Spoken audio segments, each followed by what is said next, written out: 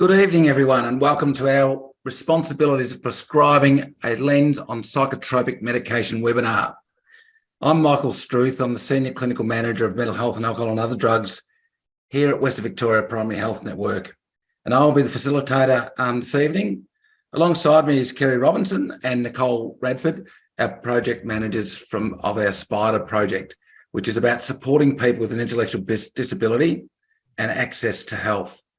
And Jade Buller, our Workforce Development Officer, who has very patiently guided us through how this webinar will come together tonight. So thank you, Jade. To begin with, I'd like to start by acknowledging the traditional owners of the custodians of the lands and waterways from which we are all zooming in from today.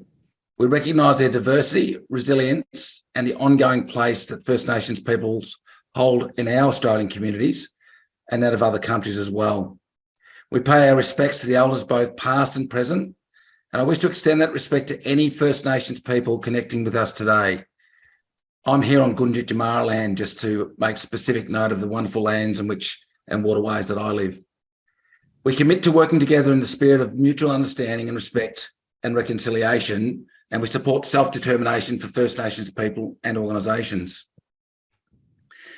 Just for tonight or this evening, I'd like to go through a little bit of housekeeping. The majority of our webinar events are recorded and freely available on our Primary Health Network Learn YouTube channel. Links to access our recorded webinar events are in the chat bar right now. WestVicPHN's upcoming events are also on the screen now, and to register for these, register for our events on our website, the links are in the chats for you should you wish to join any of those upcoming events. In terms of the slides, please make sure that the WestVicPHN health pathways relating to this topic that is on your screen at the moment. Please note that that's there. It's with regard to how we traverse and guide access to services relating to our topics here tonight. If you've entered this webinar and not displaying your accurate first and last name, please type your full name into the chat box. Only admin will be able to see this. This will ensure that we can issue a certificate of attendance at the end of the session. And for this evening's webinar, all participants will remain on mute. If you have questions, please type them into the Q&A box to the right of your screen, and I'll ask them on behalf of you to the presenter during the question and answer time. There is also a link to a chat box to complete the survey after the webinar, which will show in the slide again at the end of the presentation. So we'd really like you to know what you think, whether it's been helpful, and what your comments are.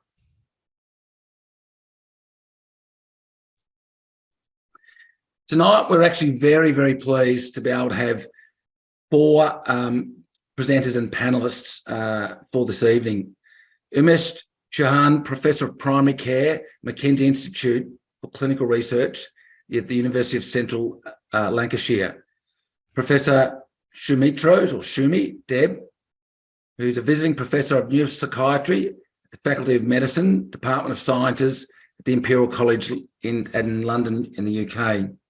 Sarah Gillespie is Accreditation Pharmacist Manager from the Pharmaceutical Society of Australia. And Andrew Pridding is a nurse practitioner with the Victorian Dual Disability Services at St Vincent Hospital in Melbourne. So we've got wonderful company, wonderful presenters, and a great panel. On this note, our first presenter for this evening is Umesh Chauhan. Thank you very much, Umesh, and welcome. Thank you, Michael. I'm going to try and share my screen, and hopefully it'll work. It's working well now, Umesh. Right, let's make sure.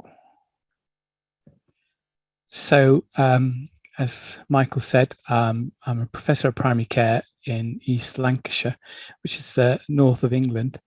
I'm also a GP partner in Lancashire, work part-time, Mondays and Fridays, just to keep myself busy, as well as working for what they call the Integrated Care Board, which is looks after all the primary care practices as a quality lead, I've been undertaking research around learning disability for over 15 years now.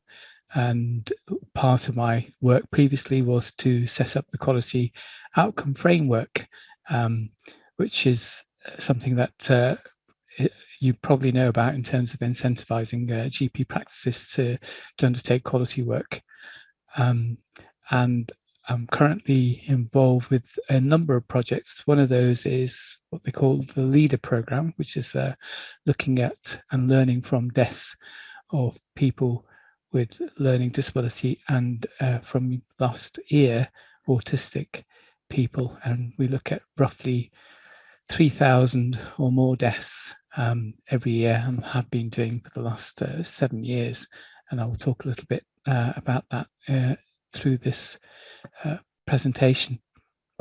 So in terms of what we're talking about today, it is about the use of psychotropic drugs.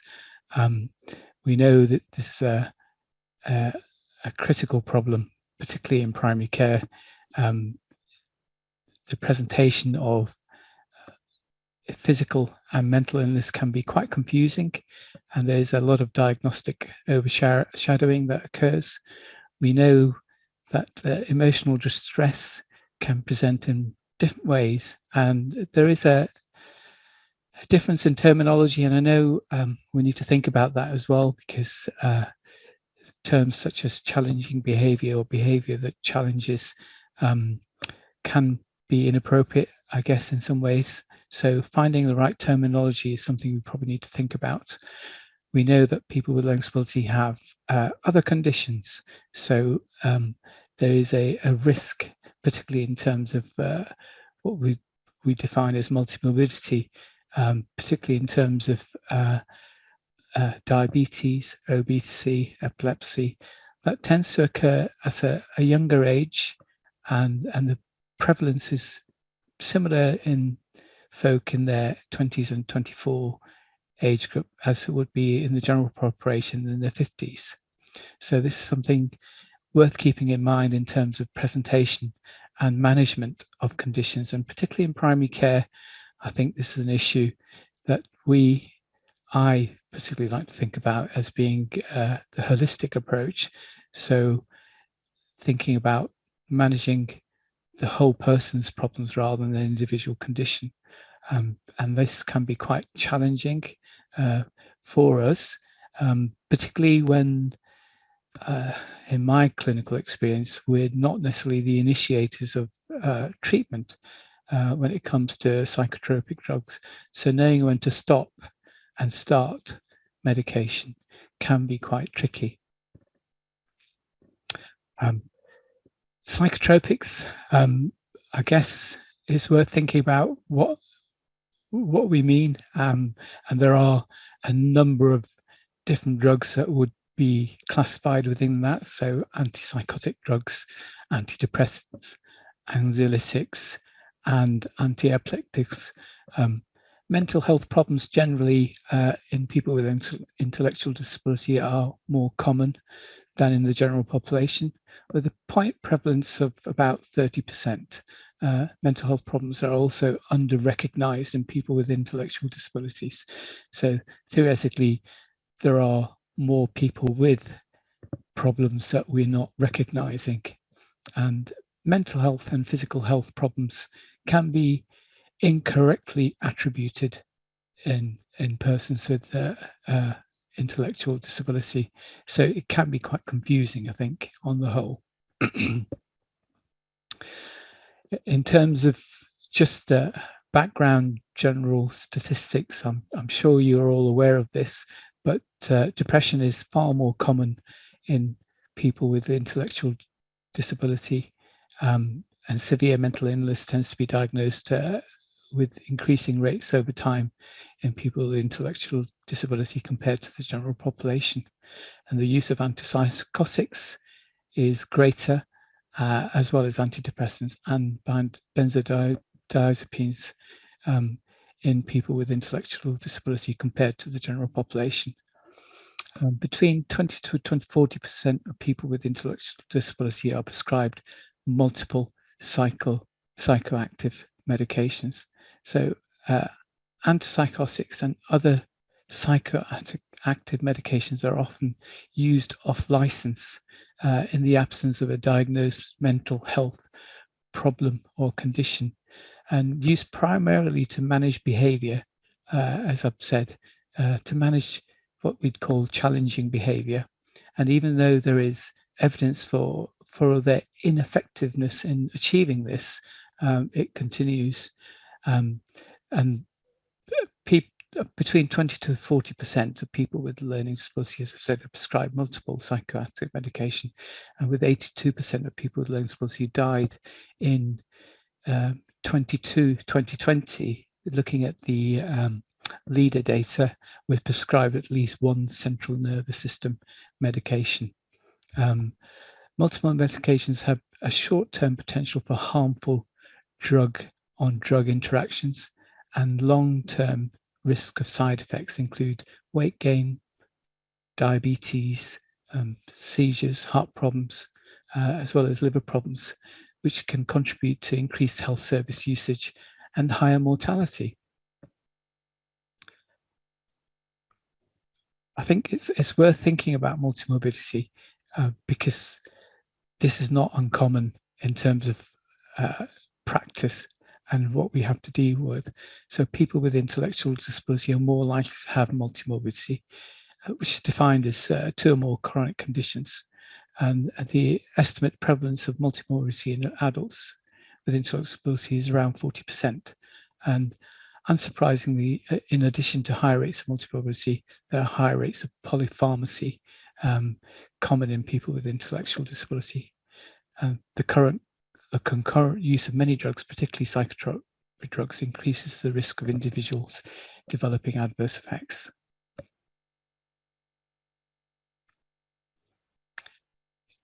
Constipation is an interesting topic, I think, and it's something that we've been focusing on in more detail as part of the LEADER project, particularly as this is an example of a long-term health condition that is highly prevalent in people with intellectual disability, and it's between 20 to 50% depending on different studies.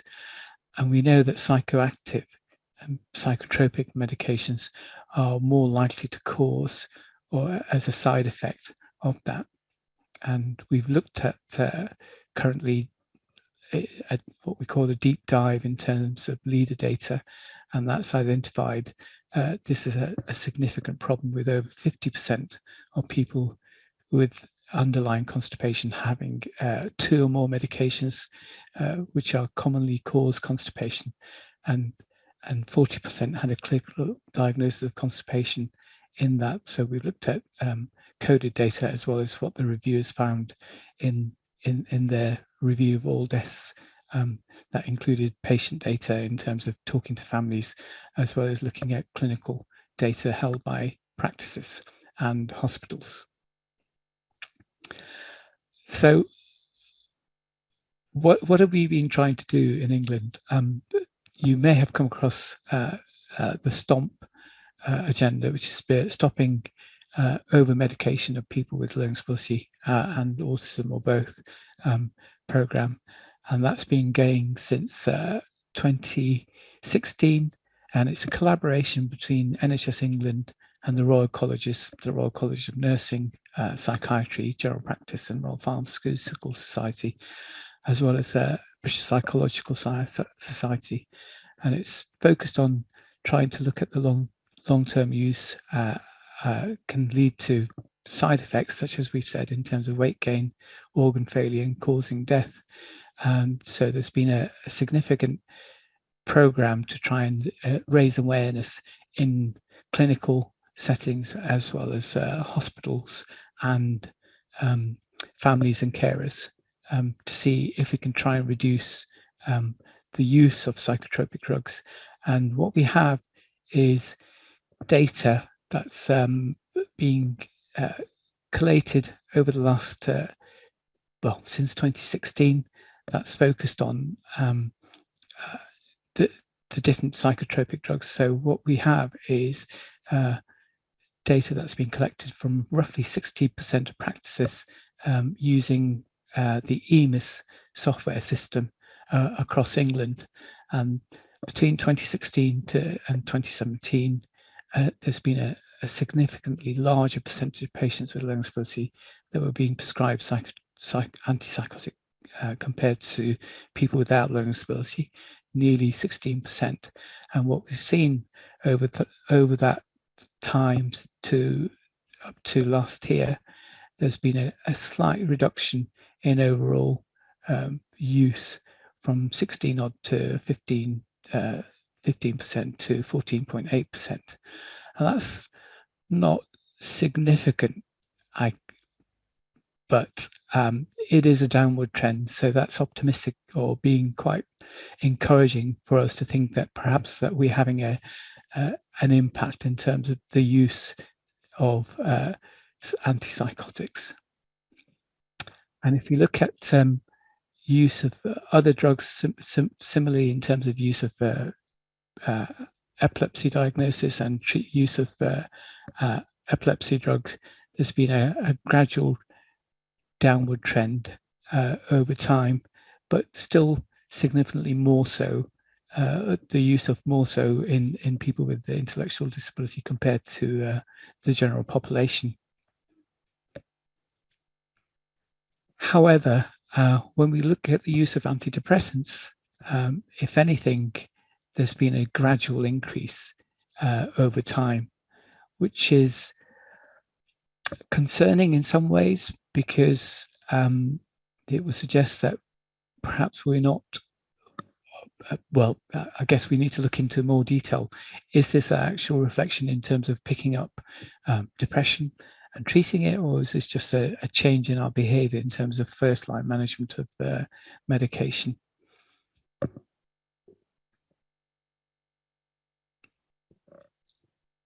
So an area of interest for me is around trying to look at ways of how we could try and improve quality in primary care. Are there things that we can do at a system level that can lead to improved care? And there are a number of standards that have been developed over the last few years, which potentially can improve care. The practice standard that we've set as standard one is to look at the indication. So when we are reviewing anyone, is there a reason why an antipsychotic medication has been started, and is there a reason in the documents to say why that person is being treated for that? And we found that actually there's a significant number of patients who are on treatment without actually being given a reason for that. And when you come across that, what the process should be thinking about, well, can we confirm a diagnosis, and what should we do about it in terms of discontinuing that? Because there's a challenge when it comes to reducing medication and stopping medication. The processes involved in trying to do that in primary care. The standard 2 is around then deciding whether you want to continue and how you should, whether you should be reviewing that on an annual basis. Because again, is there a need to continue with something that you don't have a reason for, or have symptoms change that would then allow you to stop that medication? Standard 3 is really to focus on the side effects of being on an antipsychotic medication. And we know that there is an increased risk of metabolic syndrome, so increased risk of obesity, hypertension, impaired glucose, and dyslipidemia or hyperlipidemia. So really we should be checking on an annual basis the person's blood pressure, weight, and routine blood tests such as hemoglobin A1C, renal function, and cholesterol. But that isn't the only method, I guess, of trying to improve care. And we're fully aware that it has to be a team effort, and sometimes, and increasingly so, what we're starting to do is take a multidisciplinary approach, and that often involves a primary care clinical pharmacist who has the relevant experience to try and review a person's medication and provide appropriate input in terms of how we should be either reducing the dose or looking at the potential interactions that are occurring. Having an IT system is critical. Most of the practices, or over 99% of practices in England, are based on a software such as Umesh, or which allows data to be collated and compared across healthcare systems. So we can work across, particularly in my area, say a population of 100,000, we can now work across a primary care network and review data and be able to do quality improvement work as a peer-reviewed process, and that is helpful. And again, it allows us to track progress. So having the data that I've previously shown in terms of the IT system and collating data from Umesh and being able to look at data on an England level gives us a good idea in terms of what's potentially happening. Annual health checks have been running in England since 2007, and uptake has gone up from what initially was around 30% to almost 80% now. And we think it's definitely making a difference in terms of being able to pick up undiagnosed conditions earlier, such as diabetes, and managing problems as hypertension and high cholesterol in a better way. I think there's still much to be learned in terms of how we manage the mental health conditions within that, and what that annual health check should look like when we do that. There are still significant issues and challenges faced by people with intellectual disability and their carers. And there's a significant amount of work that needs to be done around that. Some of the work that we've done and others have done has focused on the fact that people with learning disability or intellectual disability are not always able to read what their medication or the labels, and they may struggle to remember what's being communicated about their medication. So when you're starting medication, much of what's being said or being told to them may not get through in a way that's actually understood and makes sense. And we know that as healthcare professionals, we often talk to carers and we talk in a professional language that often makes it really difficult for people to comprehend.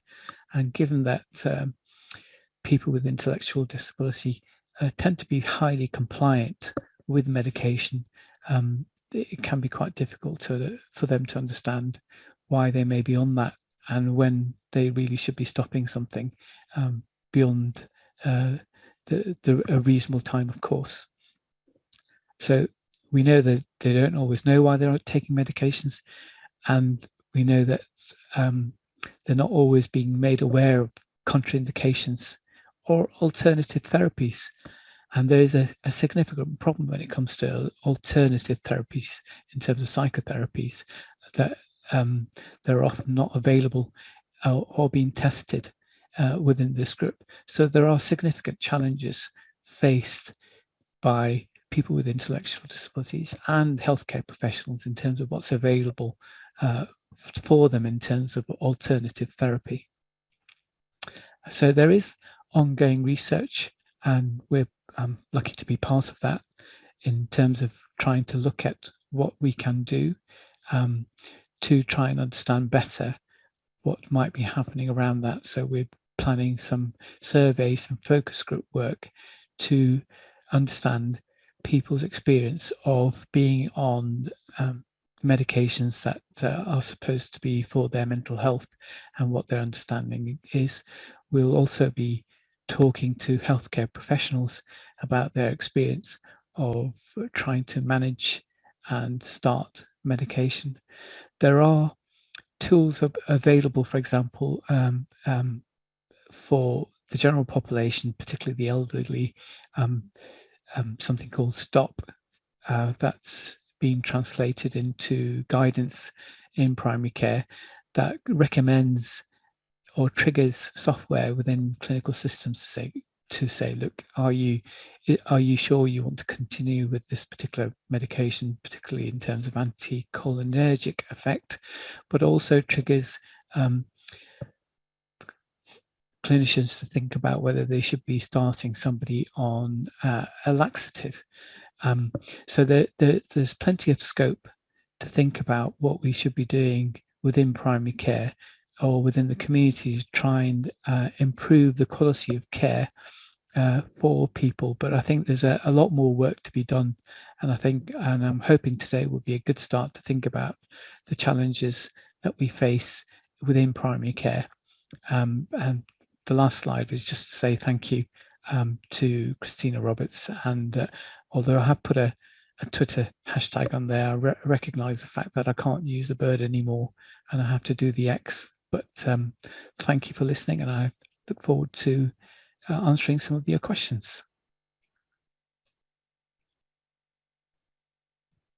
Umesh, thank you very much for that insightful presentation and highlighting many of the challenges that we all face, thinking about the way in which we respond to the needs that people with intellectual disability have in relation to their mental health and well-being. Well, we're seeing a significant increase in people requesting medicinal cannabis. Have you seen that in the UK? And what's your thoughts about its use, particularly in people with autism?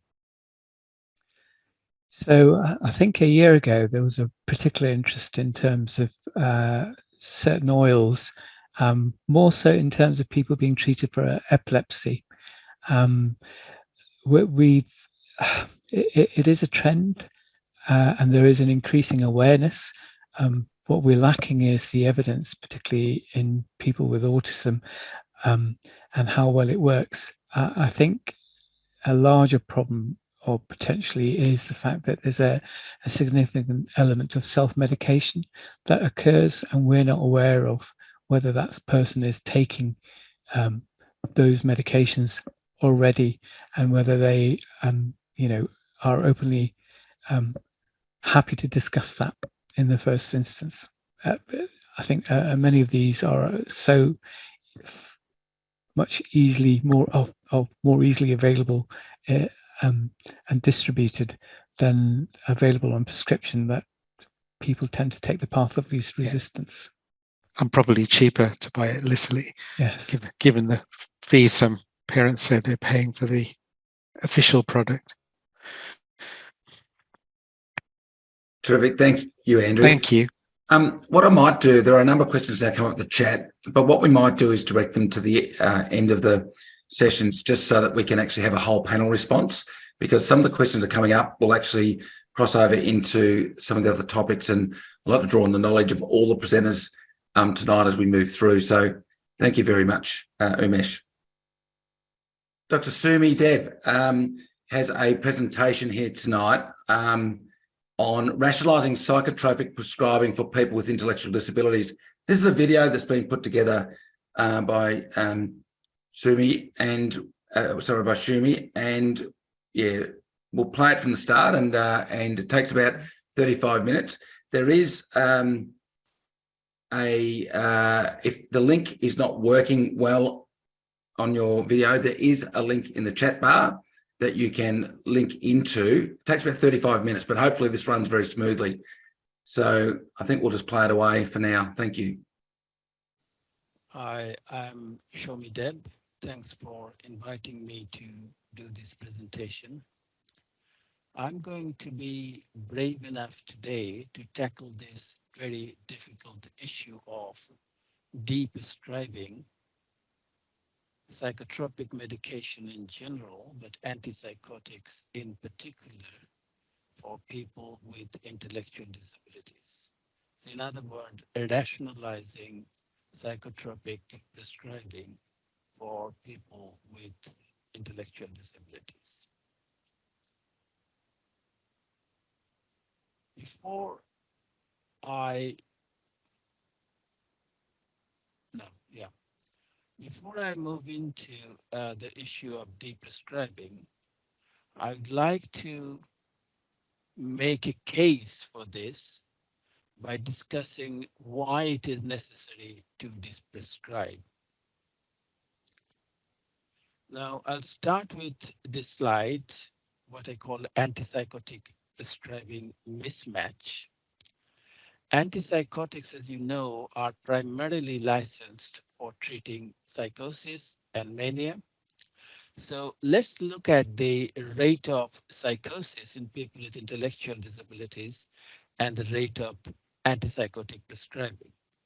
We know from our own study and some other studies that somewhere around 2 to 4% of adults with intellectual disabilities will have psychosis. Against that, we also know that between 24 to 30% or 32% of adults with intellectual disabilities will receive antipsychotic medication, as opposed to 1% in the general population. So it is clear that antipsychotics cannot be used for all the time in people with intellectual disabilities for treating psychosis. So if that is the case, why the antipsychotics used and for what reason? In 22% of cases, antipsychotics are used to treat psychosis in people with intellectual disabilities, but in about 60% of cases, they're used to treat challenging behavior or behaviors that challenge or behaviors of concern. Now, this off-license use of antipsychotics to manage behaviors of concern in the absence of a psychiatric diagnosis causes a major public health concern. Now, off-license use of medication itself is not inappropriate if you follow the right guidelines and put in place the right safeguards. In that context, you may ask, what is an appropriate prescribing and what is an inappropriate prescribing or over medication? Here in this slide, I have an example of appropriate prescribing recommended by UK NICE guideline, which copied our recommendations from the World Psychiatric Association's guideline we have produced in 2009 and published in World Psychiatry. And it says, consider antipsychotic medication to manage behavior that challenges only if psychological or other interventions alone do not produce change within an agreed time, or treatment for any coexisting mental or physical health problem has not led to a reduction in the behavior, or the risk to the person or others is very severe.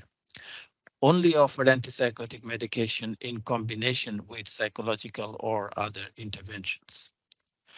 And here is a definition of what you can call inappropriate prescribing, produced by Australian National Disability Insurance Scheme Quality and Safeguarding Commission, where they use the term chemical restraint, which is defined as the use of medication or chemical substance for the primary purpose of influencing a person's behavior, control, or sedate them. It does not include the use of medication prescribed for the treatment of or to enable treatment of a diagnosed mental disorder, a physical illness, or a physical condition. Now, there are other reasons for concern. For example, if you're using off-license medication in the absence of evidence for their efficacy, that may constitute an unethical use of medication. And as far as we know that there is weak evidence to support the use of psychotropics in general for challenging behavior. There is some moderate quality evidence in support of low dose risperidone to treat agitation and irritability in children with intellectual disabilities and autism. But there's no evidence, or the evidence for adults is equivocal. There is pharma company-based preliminary evidence based on pharma company conducted studies on aripiprazole, and for that in the USA, the Food and FDA has approved low-dose risperidone and aripiprazole for treatment of irritability and agitation in children with autism. The other reason is all the guidelines, including our international guideline and the UK NICE guideline I have shown just in the previous slide, recommend using non-pharmacological behavioral and psychosocial intervention first instead of medication. Lack of regular review. I mean, it still happens in a country like in the UK. We still see people who are on medication for 40 years without a proper review. Another problem is the concomitant use of medication for physical problems. People with intellectual disabilities have a higher prevalence of physical problems, and because of that, they are already prescribed a lot of medication. And if you add psychotropic medication over and above them, it increases the chance of drug-drug interaction and side effects. Then this whole issue of long-term and short-term side effects, because the medical dictum is that first do no harm. But we know very well that these are very strong and very potentially very powerful medications, and they can produce a lot of side effects. And if they're used for a long time, they can cause permanent change in the brain's metabolism or chemicals in the brain and the microstructure in the brain, like in the synapses. And then these side effects affect the person's quality of life. Now, sometimes the another problem is these side effects may be difficult to. I'm just going to use the pointer. It's not working. Okay, these side effects are sometimes difficult to assess and treat, particularly in people who are at the severe end of the spectrum with severe and profound intellectual disabilities. So that is another worry. High dose psychotropics, particularly antipsychotics, over the recommended dose in the datasheet and the polypharmacy are still common, at least in the UK, and that increases the chance of side effects. And difficulty in conducting investigations necessary for prescribing certain drugs. For example, clozapine or lithium, we need to do regular blood tests, which might be difficult to do in some people with intellectual disabilities. Lack of informed consent. Some people may not be able to give you informed consent, and that raises an ethical issue. Some drugs, for example, lithium, if you start lithium, it becomes very difficult to stop lithium, and it carries certain risks. So it might be difficult to ethically justify the use of those medications, particularly if you have alternatives. And lack of shared decision making. People with intellectual disabilities will often complain that this is about our medication, yet nobody asks us. And the same you will hear from the families of people with intellectual disabilities.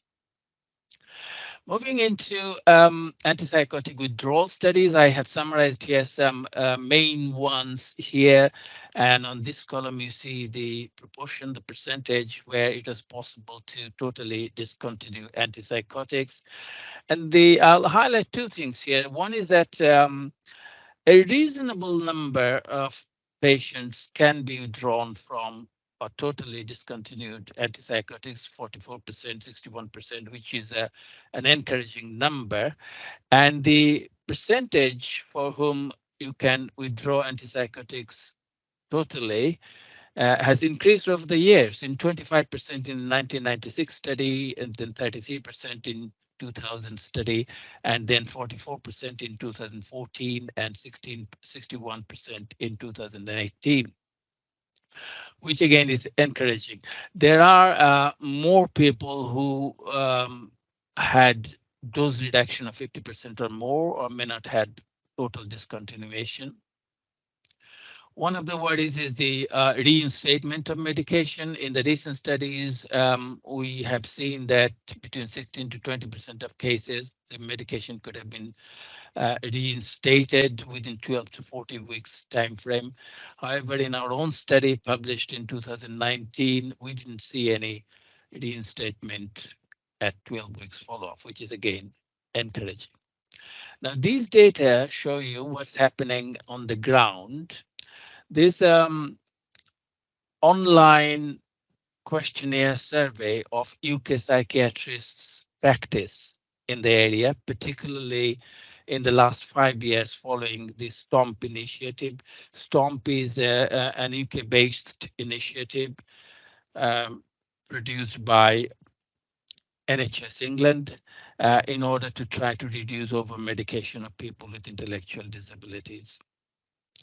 In the UK, we asked the psychiatrists who specialize in intellectual disabilities, and in a Dutch study, which was published in 2022, and we were involved in that as well. They asked physicians with special interest in intellectual disabilities, which is slightly different from the UK respondents. We had 88 respondents in the UK study and 34 in the Dutch study. Now, these figures here show the percentage of people who said they managed to do withdraw antipsychotics totally in their patients. And somewhere around 10% said they didn't manage to withdraw antipsychotic in any of their patients. That means about 90% managed to do that in some of their patients. So that is encouraging. However, most of these 60 to 65% of these respondents managed to withdraw antipsychotic totally in a small proportion, 1 to 25% of their patients. And a small percentage, 0 to 4.5, managed to do it over 50% of their patients.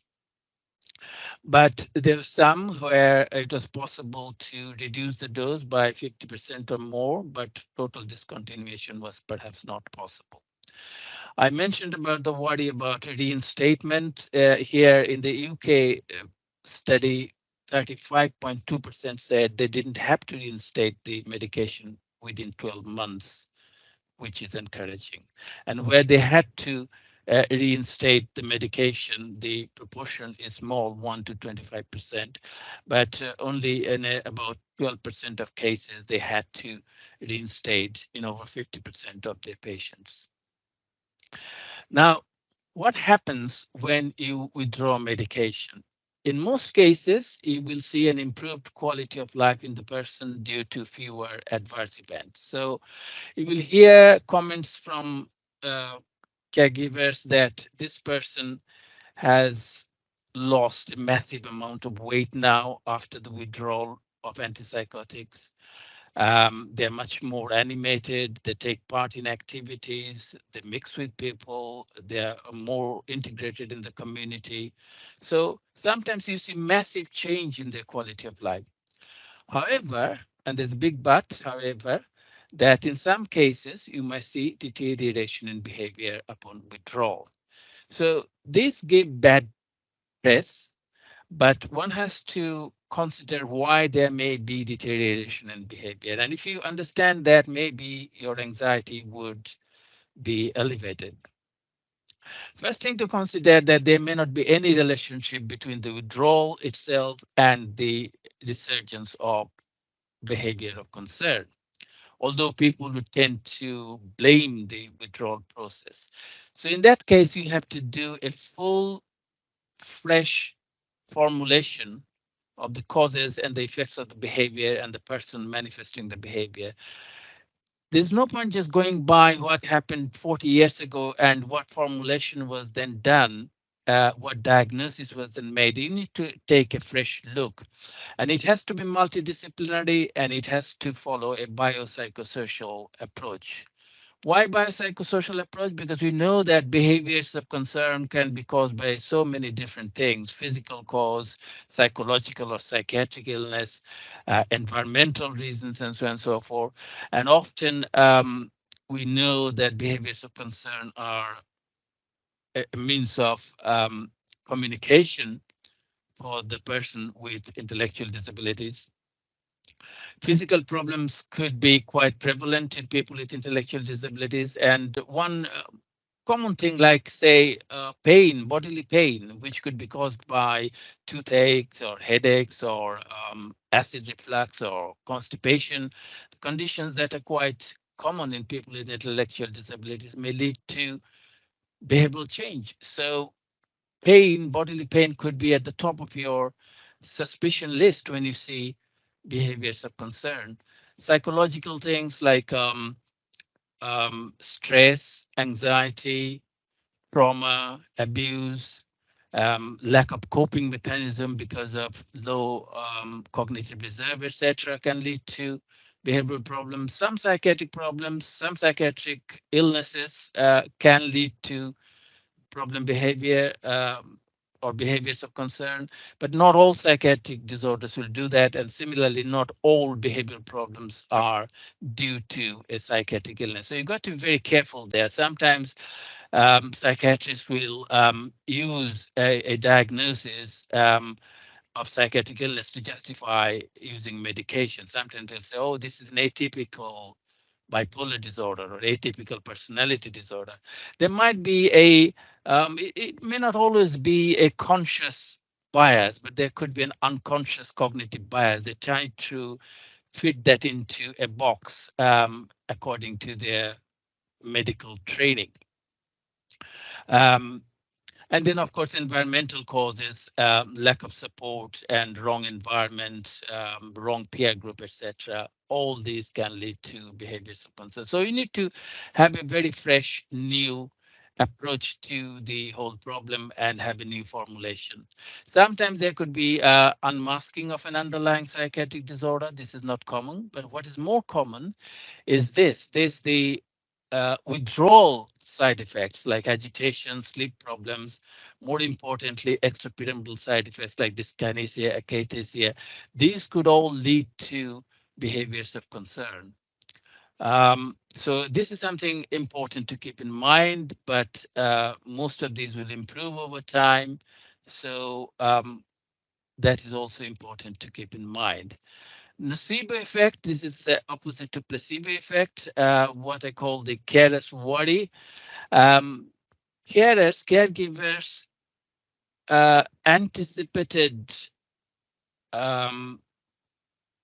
potential deterioration in behavior upon withdrawal may exacerbate their perception of behavior upon withdrawal. So they may report more behaviors of concern upon withdrawal. So that's an important issue to keep in mind.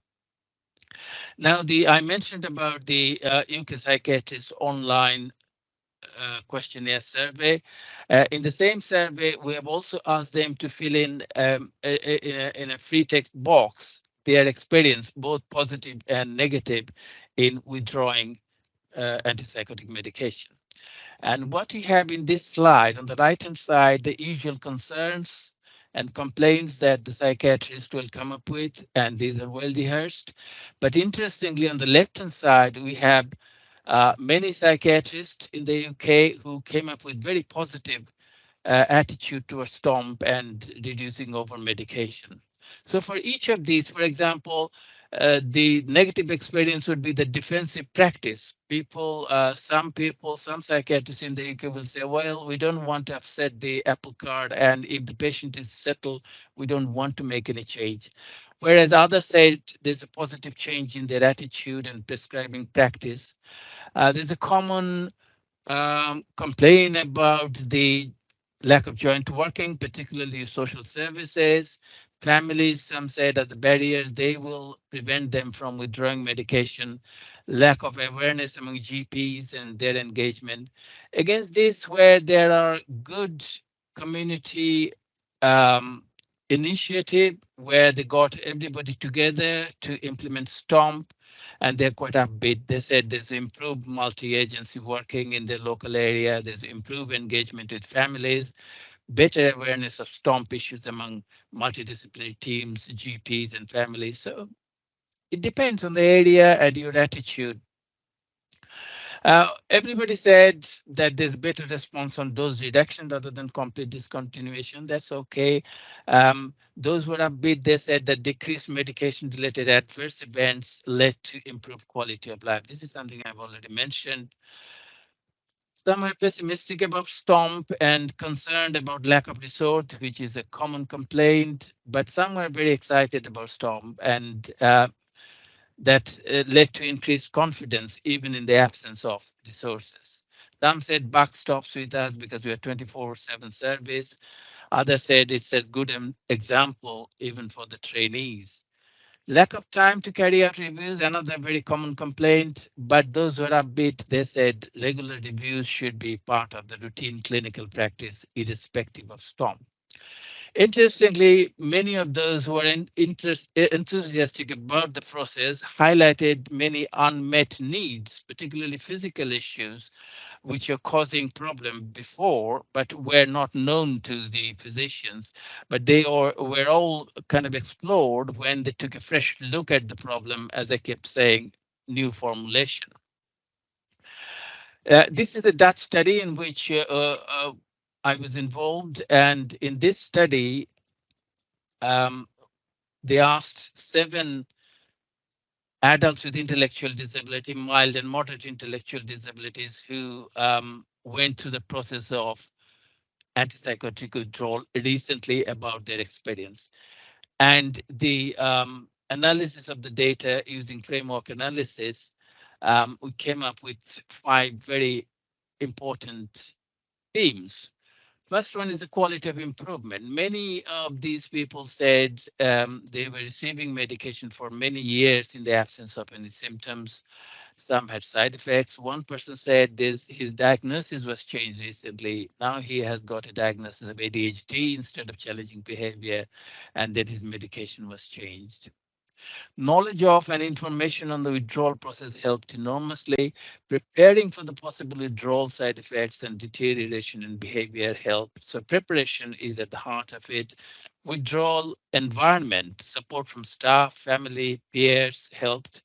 They were all informed about the withdrawal and the possibility of deterioration in behavior. Again, so don't go alone. You have to go with the whole team and the whole environment and all the stakeholders and prepare them all. Where there were good response, they said that the rapport with the prescriber, particularly doctors, helped. So some said doctors took them seriously, that helped, listen to them. They could go back to the doctor anytime if they faced any problems. So all these helps, a good relationship with the prescriber, an own coping strategy. They prepared themselves for any eventualities, learned coping strategies, relaxation exercise like mindfulness, etc. They knew when to go to stop. So preparing very thoroughly themselves did help. Now, in terms of deprescribing itself, I'll just mention about 4 principles. First one is the deprescribing or rationalizing of prescription will have to be part of an overall person-centered care planning, and it has to be for the better quality of life of the person and their caregivers. Shared decision making is at the heart of it, as I mentioned before, and there's a hope for better future. So they know now that they don't have to carry on taking their medication like they did for the last 40 years, for another 40, 50 years, and suffer from all the side effects. There is the hope that deprescribing is possible. And they're in the driving seat. It empowers them. It is their decision, it's their medication, and they're in charge. So In this penultimate slide, I'll just take you through quickly kind of when and how of prescribing.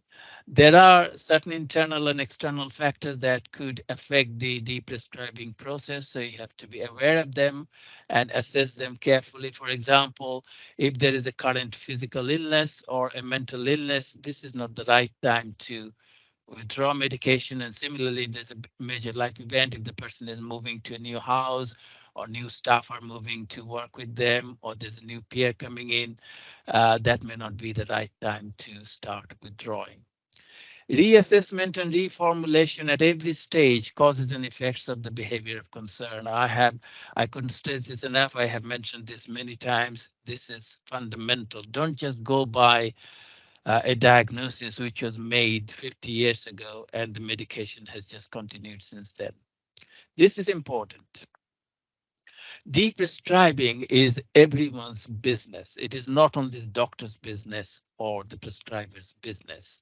If you just try to do that in your clinic and prescribe without taking other stakeholders with you, it's likely to fail. So you have to prepare all the stakeholders, involve multidisciplinary team, the person with intellectual disability, their families, care staff, and so on and so forth. It helps if you have a local implementation group. Those are the bosses, local bosses with the commissioning responsibilities and providing responsibilities. They should get together. They should sign up to it and regularly monitor the progress.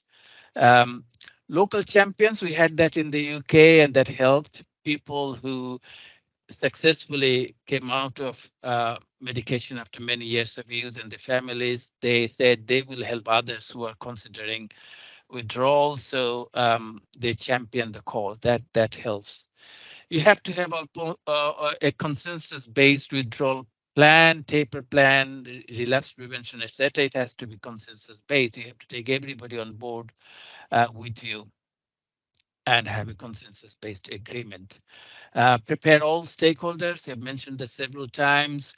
Staff will have to learn about their own stress and how to address them. Training helps in this respect. We have this training called Spectrum, which was field tested in the UK and in Australia, and was shown to be very useful. This is designed for caregivers with the particular aim to help with reduction in over medication in people with intellectual disabilities and autism. In Australia, Mandy Donnelly, who is the senior practitioner in Victoria, is now currently running another project to look into its implementation, and we're doing the same in the UK. So this is, if you want further information on this, you can contact me. You can ask for my email via the organizers. You might need additional resource during the very difficult time of withdrawal. So I think in the Australia, you're probably lucky that NDIS will probably consider giving you additional resource, additional staff support for a few weeks, for a few months, if you have a good program of withdrawal in where you involve everybody and you progress, you monitor the progress carefully. You may need to use some PRN medication. I mentioned about stress management among staff and the person with intellectual disabilities. If you don't have any non-pharmacological psychosocial intervention in place, this is the time to put them in place. If you already have them in place, you may have to increase their intensity and frequency during the time when you're withdrawing the medication. Regular review is essential, is at the heart of it. You review the both desired and non-desired effects. You reformulate in every review and check the necessity of the medication and the tapering program. In the last slide, I had just a few common sense approach to taper plan. You should use the minimum number of medication prescribed at the lowest possible dose for the shortest period of time, or try to maintain them without any medication if possible. Withdraw one medication at a time slowly and monitor efficacy and side effects. If necessary, allow time after withdrawing one medication and before starting to withdraw another medication. It could be even a few weeks before you withdraw one and then start withdrawing another one, or even the dose reduction. There could be a gap of a few weeks. Withdraw the medication with the least benefit first. Check the initial formulation and treatment plan to identify which medication is having a positive effect and which has no effect on the behavior or potentially harmful. Okay, I will, before I stop, I'm going to show you a video if the time allows. And here you will see a person who has very successfully come out of medication.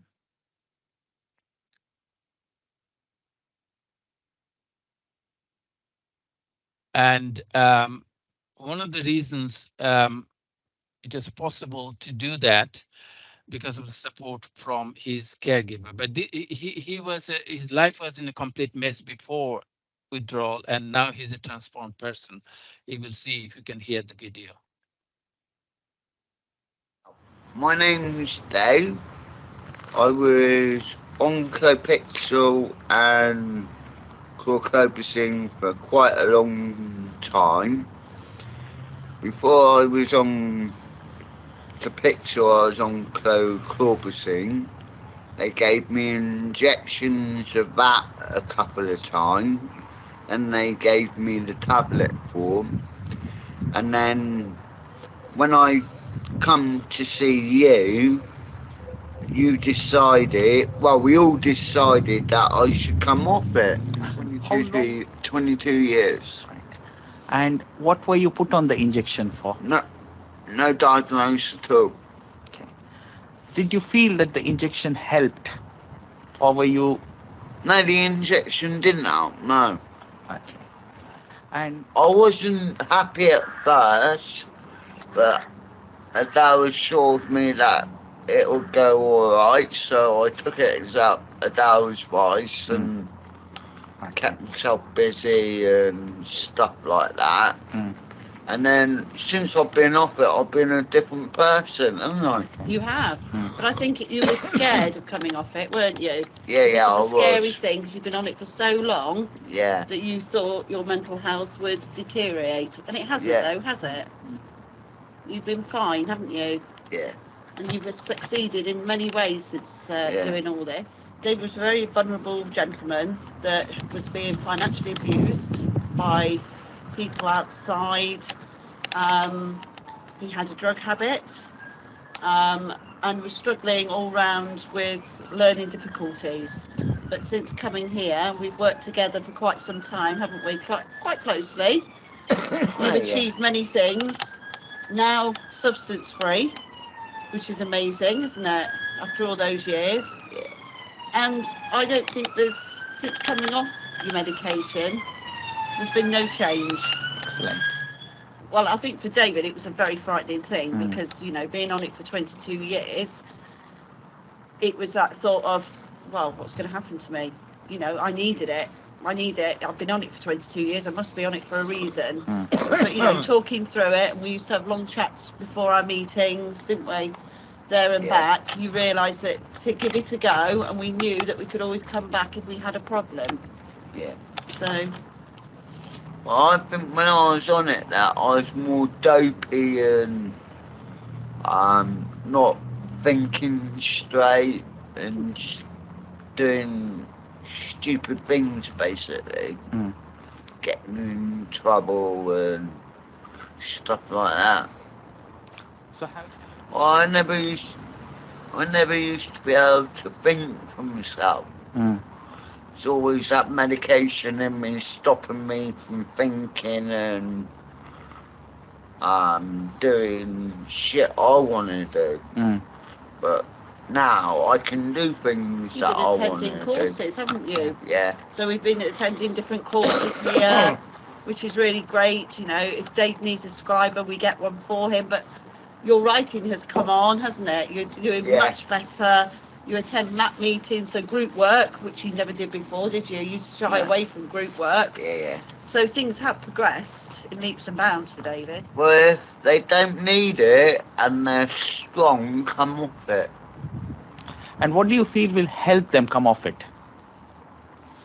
Go to the right people, and with the right help of the people, they can help you. Well, for David, as I say, it was frightening for him at the start, but after talking it through and slowly having that reduction, because I don't think you even noticed on the reduction any difference, did you? But seeing how he was before, you know, needing lots and lots of support, he now can maintain a tenancy with a little bit of support now, where before he needed lots around that. So it obviously was doing something. It was, like Dave says, he felt a bit more under the influence of drugs all the time. You know, he didn't seem to function as well as he does now. So I would recommend anybody to go and seek some medical advice for it. It's the unknown. You don't know how you're going to feel, and you were frightened, weren't you, of what might happen once it was withdrawn, you know, right away. And I think that scared the person. But, you know, if you've got people around you that are supporting you, that makes the difference. I think that's a very important difference. Anything else? Thank you very much, Professor Deb or Shoumi. That was a very, very interesting presentation, and certainly triggers off a lot of the factors that we struggle with in terms of our health services for people with intellectual disability. There are quite a number of questions that have been raised through the chat and through the Q&A. So I might just again open up and invite the panel to come onto the camera. So first, Umesh, thank you very much for your presentation and the points that you've made through that, and Professor Deb. I'd like to just invite Sarah Gillespie to come on to the screen. Hi, Sarah, and Andrew Pridding, who is from our own Hi, everyone. Services. So welcome, Sarah, and welcome, Andrew. I had a number of ideas or thoughts that your presentations have triggered, and trying to relate them to some of the work that I've known that's been happening across the UK and in Australia. One of the big points that you raised, Shoumi, was the nocebo effect, the carer's worry. And I'm very familiar with the work that Gráinne Fadden and the family work, family inclusive practices had developed over there in the UK. I'm wondering, it reminded me about the importance of family inclusion and natural supports being involved in being informed and in shared decision making. And I invite any further comments you'd have around that, as well as some of the multifamily group work of Macfarlane. Has that ventured into this space in terms of either the UK or here in Australia around how families work together in an informed way in this space to support people in the deep prescribing and how they can traverse that journey all together and learn from that together? And I was also very interested in a lot of the early warning signs and relapse prevention work that has developed over the past decade or two in relation to preparing for deprescribing and the importance of early warning signatures in an informed way about what the person might notice, what their carers might notice, what their support services might notice, and how that guides the titration and monitoring of care. But they were just a couple of things that triggered my mind in terms of the work that's happening that I'm aware of internationally. But one question I would ask is, do we understand or know the disparity in terms of life expectancy as it relates to people with intellectual disability and psychotropic medications? I know there's a lot of work going on here in Australia with the Equally Well consensus for people with mental illness and psychotropic prescribing. But I wonder if there's an understanding of this space, and that some of that triggered my mind. I'll just invite comments from the panel before I move into the other questions and comments that people have made. Who'd like to go first? I suppose, Shoumi, you made mention of it. So if you I mean, it's well known that it affects life expectancy. We have data from Dutch studies. My colleague Herda de Cooper. There's a recent study by my colleague Professor Rohit Shankar showing among people with epilepsy and intellectual disabilities, those who are prescribed antipsychotics, they tend to die earlier than those who are not prescribed antipsychotics. So there's a lot of evidence that it causes early death. But Umesh has mentioned about LEADER study looking into the death, and they have data on this as well. So Umesh, you may be able to throw some more light. Yeah, definitely. In terms of the LEADER data, our sample is not a cohort in a sense. So what we have is the deaths that occur. So roughly these are, referred to us through either through healthcare systems or individuals within the community who can highlight deaths of people with learning disability and now autistic people.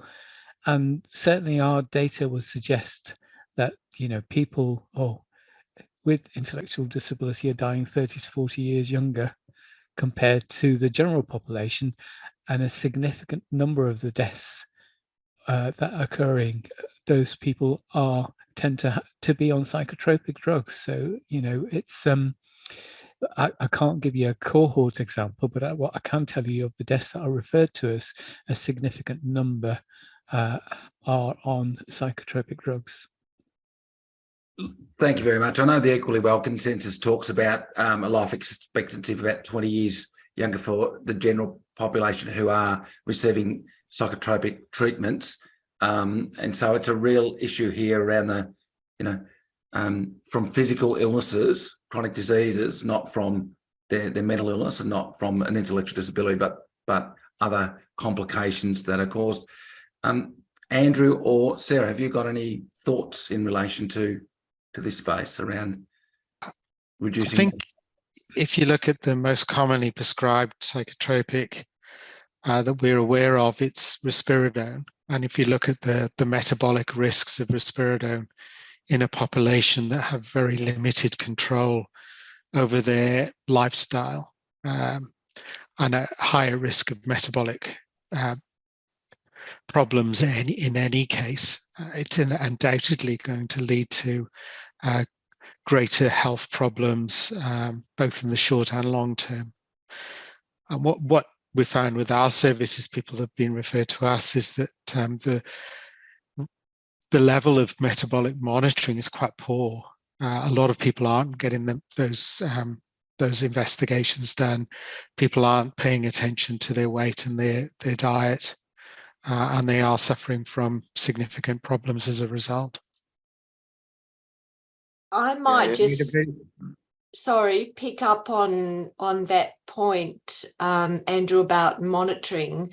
And one of the things, certainly speaking with my accredited pharmacist hat on for a home medicines review, and that will also involve recommendations to prescribers, to GPs and to consultants now to reiterate the importance of monitoring regularly for these really side effects, the obesity, the diabetes, the cardiovascular risk, all those types of things. And I'd just like to pick up also on Shoumi's comments about another role that the pharmacist can play is as part of a team, contributing to increase the knowledge of families and increasing the awareness of families on the roles of medications used in these conditions, if indeed they are to be used, the aspects of deprescribing too, which I think many families may be concerned about. and that's only natural. So I think informing families, informing the patient, keeping the patient at the centre of care, and also the shared decision making with the families, the patient, the other members of the healthcare team, really, really important. Terrific. Thank you, Sarah and Andrew. We have a question here around, with the increase of antidepressants, is there any research regarding any increase of depression, particularly during the lockdown COVID period?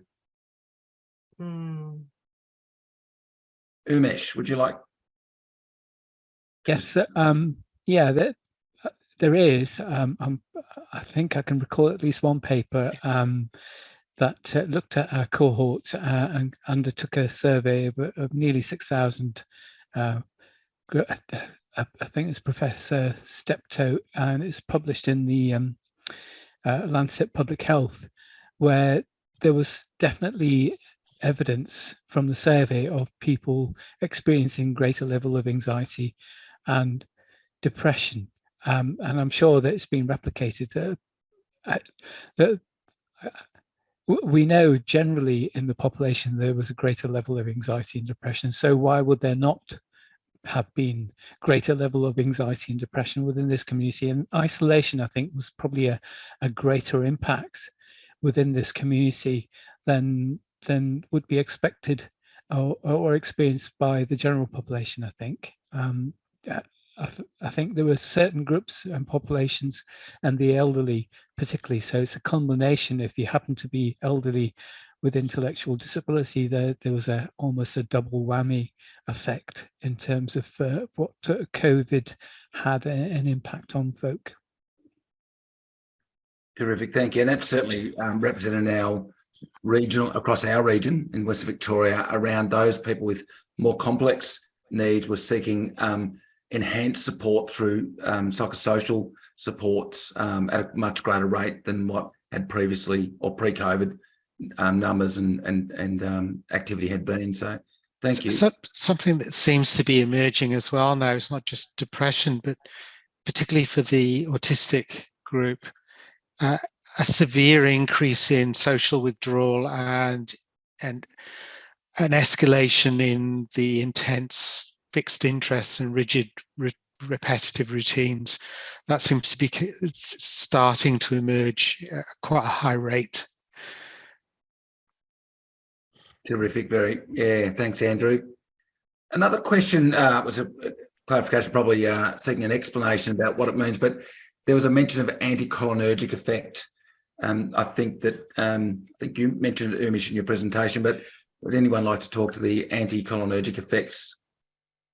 Yeah, sorry, I will. So anticholinergic effects are symptoms like dry mouth, constipation, urinary retention, blurred vision, and there are certain medications that have anticholinergic side effects. Chlorpromazine, the sort of antipsychotic that I don't know how much the other panelists see that in use now.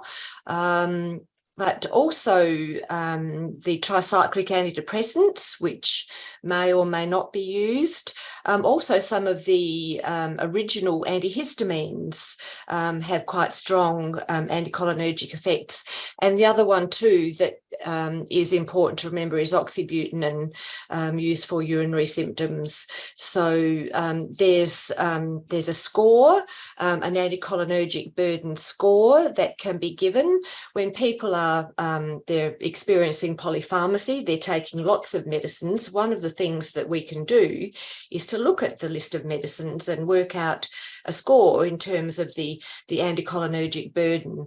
The NPS Medicine-wise, the organisation which sadly closed at the end of last year, had a great anticholinergic burden topic, education topic last year, and lots of fantastic information and resources. And certainly I can provide the link. Those resources are still available, and I'd be happy to share the link with you so that you can distribute that to the participants. That would be terrific, Sarah. Thank you. And you know, in terms of that proactive approach to even the option to think of prescribing and the informing people around the potential. Oh, absolutely. So making people aware of potential side effects. Now, there may be some instances where the use of a certain drug is required, but if the adverse effects can be monitored, can be sort of managed, then, you know, we can sort of deal with that. But you know, for many people, they don't tolerate them well. And the other thing that's really important with people with intellectual disability is, and you know, we don't have a dentist on board, but dry mouth in this group of people can lead to dental problems. And I think that's a great concern. People struggle to get dental help. So that's really important too. Yeah, terrific, Sarah. That having that whole personal approach is so vital, isn't it? There's a question in our chat around where is the line between prescribing and lessening harm? So what's the balance in that when making considerations about whether to prescribe and lessening harm? Where's that line for considerations?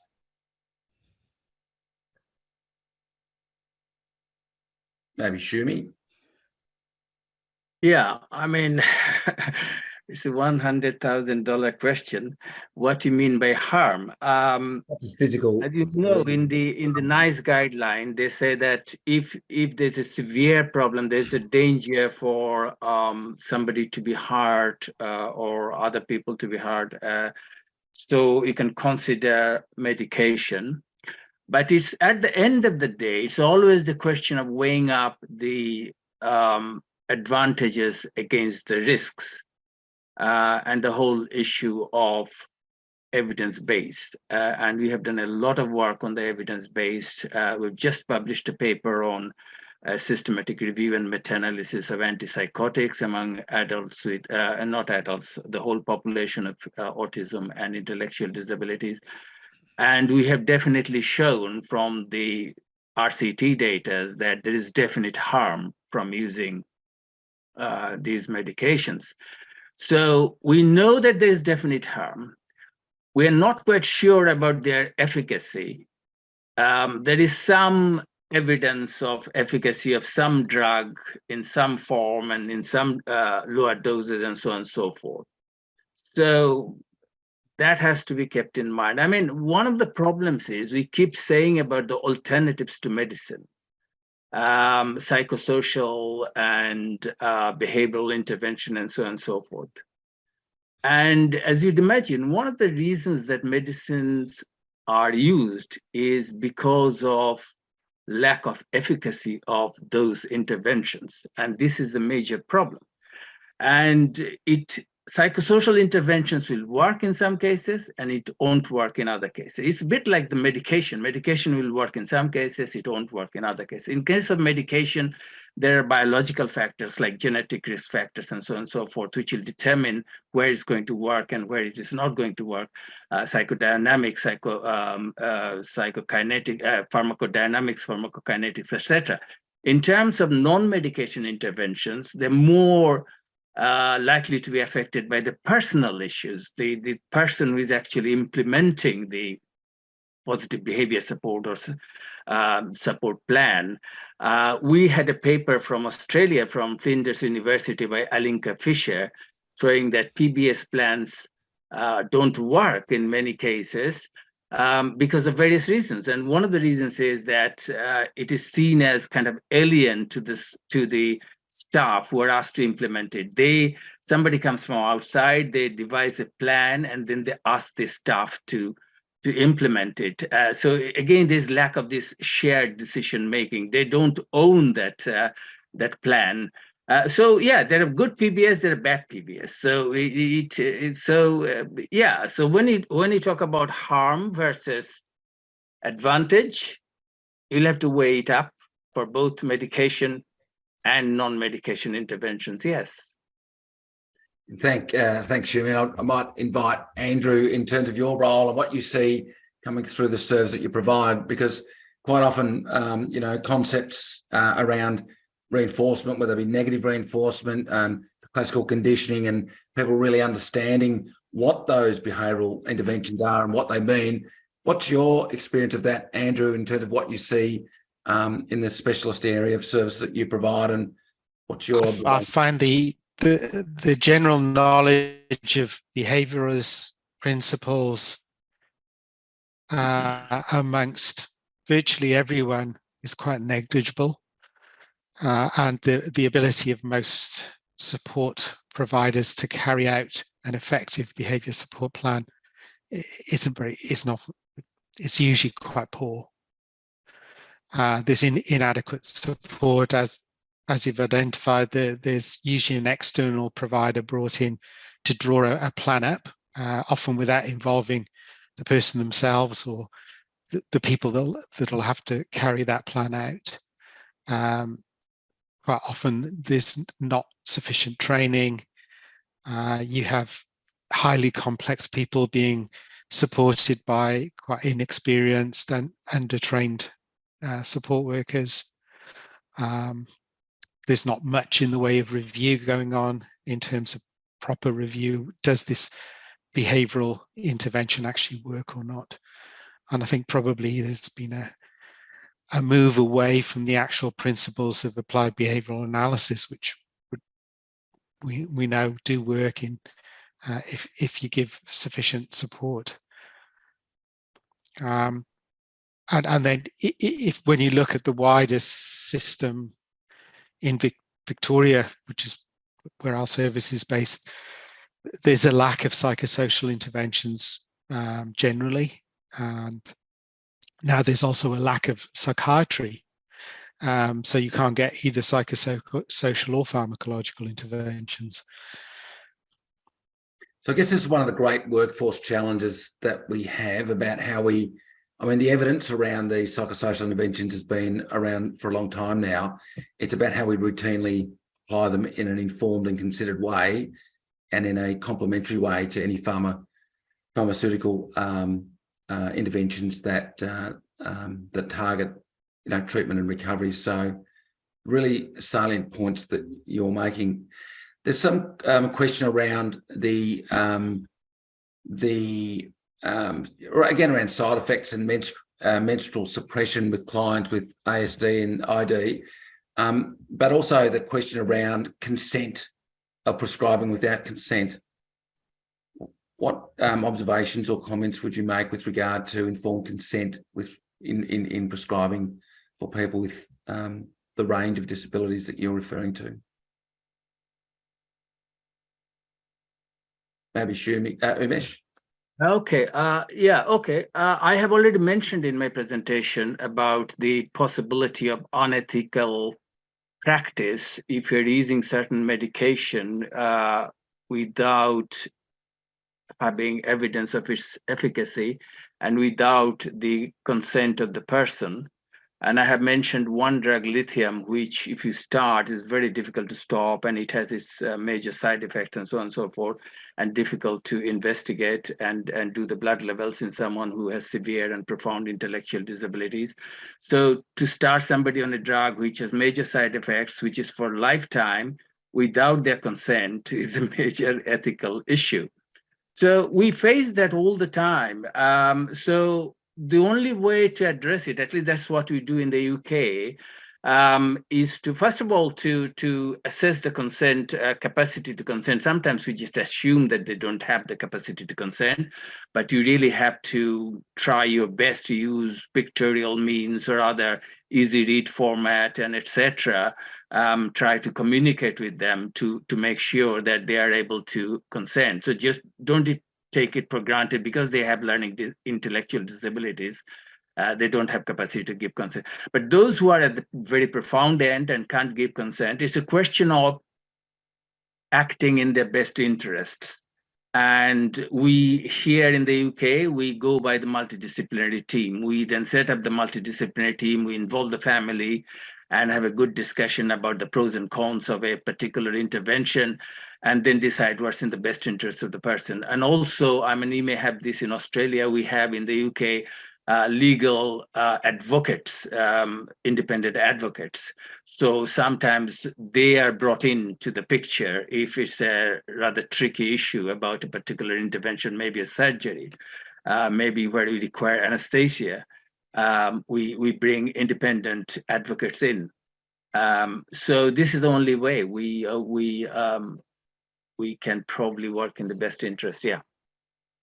Sorry, can I just add there too? That's a great answer, exactly what I would say, but the real importance of informing the families of the pros and the cons and the risk versus the benefits, and also the documentation of that process, which often, you know, in just a conversation doesn't occur.